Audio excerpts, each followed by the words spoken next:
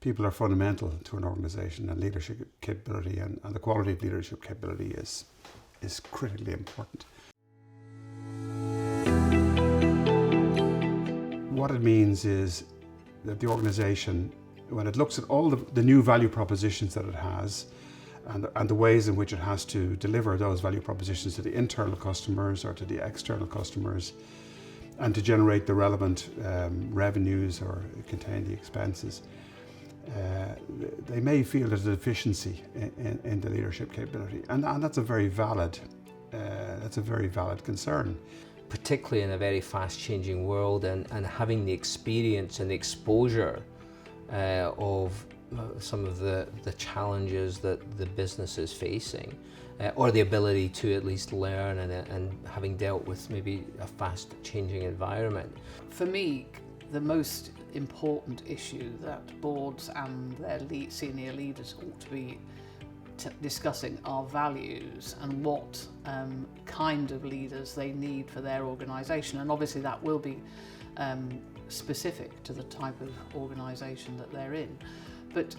capability is, well, by capability I would mean skill, really, competence to do the job, and of course that's vital.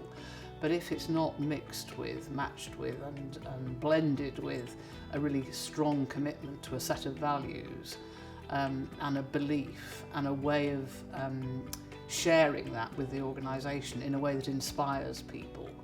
then I think no amount of capability can make up for that. Executive development, coaching and support remains a high priority. In fact, I'd probably go further and say, if you look today at the world's most successful companies, which tend to be the large tech players based in the US, they are led by very prominent, high-profile leaders who arguably do not always demonstrate the most positive leadership skills and capabilities. They're clearly very successful, but in some areas, those leaders, I think, fall short, and often have done in the past as well. I think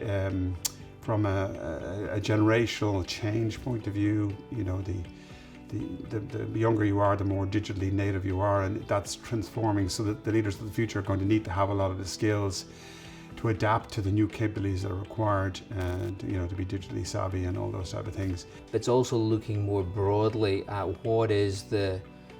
people capability that you need in a business to succeed in the future.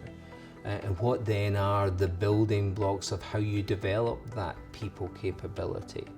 Because ultimately it is the broader organisation, it is everyone that will contribute to the success or otherwise of a business. So building the right capability for where you strategically want to take the business, and having the right sort of talent across the organisation, and critically being able to retain that talent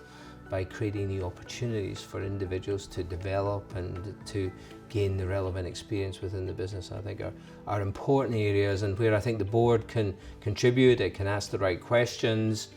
it can provide a context and framework to help the executives sort of deal with this particular challenge. So I think if you look at the role models that are out there in society, there is definitely a need to ensure that our leaders are given a fully rounded support and capability development, and don't necessarily enforce just the strengths and ignore the weaknesses.